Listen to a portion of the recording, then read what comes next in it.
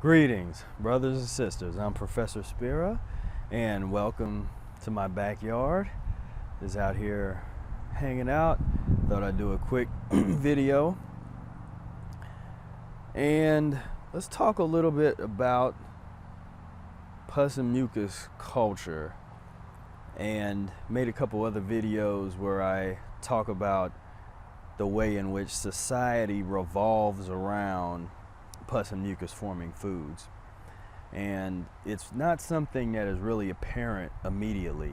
I think it takes a while of transitioning, studying the mucusless diet before you realize that pus and mucus is significantly and profoundly shaping the culture, shaping the society. The decisions that are made, the policies that are created, all revolve around pus and mucus to a certain extent. To understand that, we have to break it down a little bit, because obviously to people that have never heard about this seems kind of out there or extreme or just not plausible. But if you start to interrogate what's really going on, if there's a little part of you inside when you get sick, or if you're suffering from major ailments, if there's any voice that is telling you that this is not normal, this is not natural to experience this, that's a start. And so if it's not normal to go through a lot of these ailments and these illnesses and sicknesses and all this, if that's not normal, then what is the problem? What is the solution to the problem? Now, in medical science and just the history of humans, people have tended to look at everything but the dietary, because we've lost the golden key. So we'll look at ecology, environment, and say, well, that's the reason. We'll look at social, scientific kinds of reasons, economics. In terms of the body, we'll look at blood analysis and genetics, the history. But because the foundation of all of these questions is built upon a faulty paradigm, we really can only go so far in terms of understanding what the real problem is based on these theories that are out there now. So let's trace this. Let's kind of interrogate this whole situation. So let's start with the proposition that pus and mucus forming foods are not normal for humans to eat, that the human body is not designed to eat pus and mucus forming foods. So when humans do eat mucus, what is the result? On one hand, the result is human illness. If you become more and more constipated from eating mucus and pus forming foods, then your health deteriorates on many levels. On the same token, you weaken your ability to reproduce something better than yourself. You reproduce someone that is weaker than you, as opposed to somebody that's physiologically stronger than you.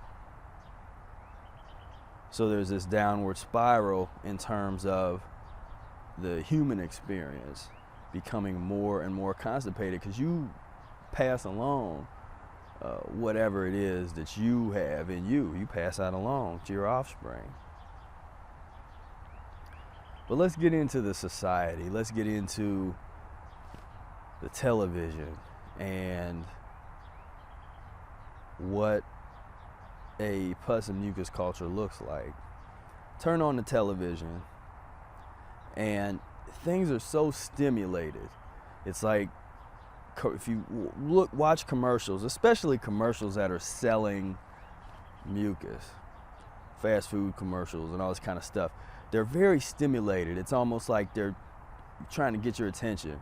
And so they have all this crazy stuff and the images of gluttony and scantily clad females and, you know, all this kind of stuff. And it'll seem almost, if you look at it through this lens, it looks really bizarre. It's like, what is going on? That's a crazy commercial. The commercial that pops into my head now is, there was some pizza commercial that the moon talks. These guys are looking at the moon and then the moon starts yelling at them or something. Son, life can fill your head with all sorts of questions, but so often you can find the answers by just looking up at the stars.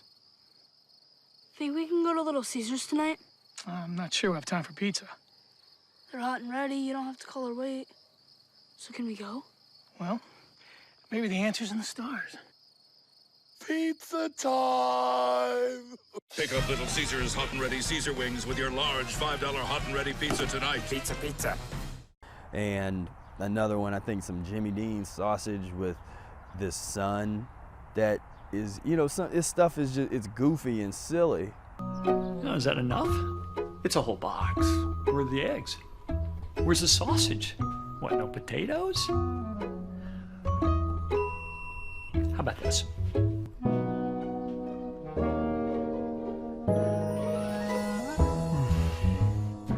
How did I not know about these Jimmy Dean breakfast bowls? You've been in the dark way too long. Yet it is normalized. Very rarely do I see them selling fruit in such a rambunctious way.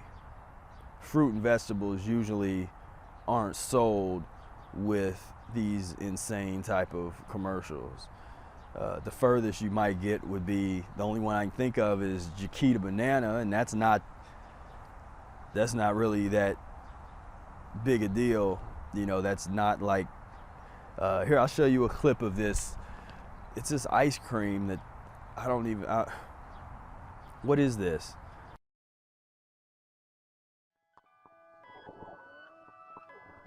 There's good reason for my glistening skin, and how I shine, and how my pores are so clean and clear.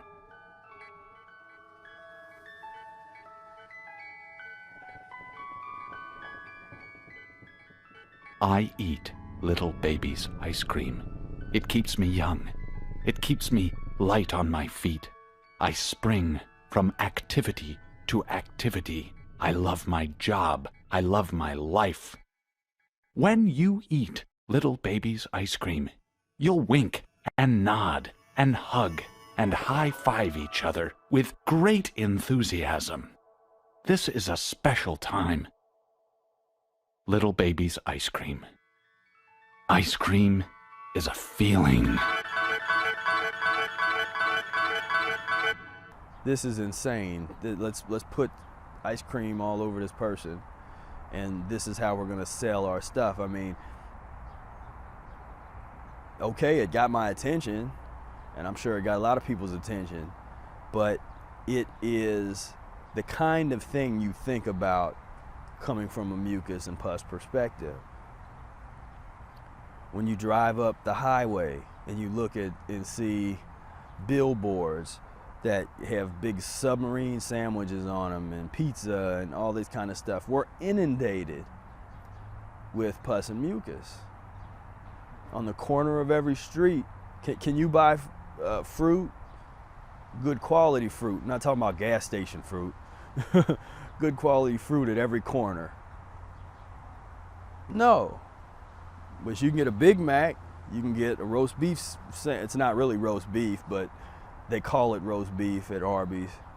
You can get as much reconstituted Franken meat that you want. But you got to go out of your way if you want to get some good fruit. You got to go out of your way if you want to get some good vegetables. So the priority is not on health. The priority is not on trying to experience what a mucus-free world would be. It is to engage in the stimulation and all of the consequences thereof. So you play real hard in the sandbox, but if you play too hard, you're bound to get some sand in your pants at a certain point. So for me, as somebody trying to practice a mucusless diet, I'm interested in leaving the sandbox behind. I'm trying to get out of the sandbox and trying to evolve into an actual human being. Because I'm not human yet. We got a lot of work to do. We're somewhere in between human and this animal type of situation. So we have a lot of work to do. I would like to see pus and mucus culture swept under the rug, flushed down the toilet, and let's move on. Let's evolve. Let's clean ourselves up and not be so silly, not be so stimulated on pus and mucus. Thank you for tuning in. Peace, love, and breath.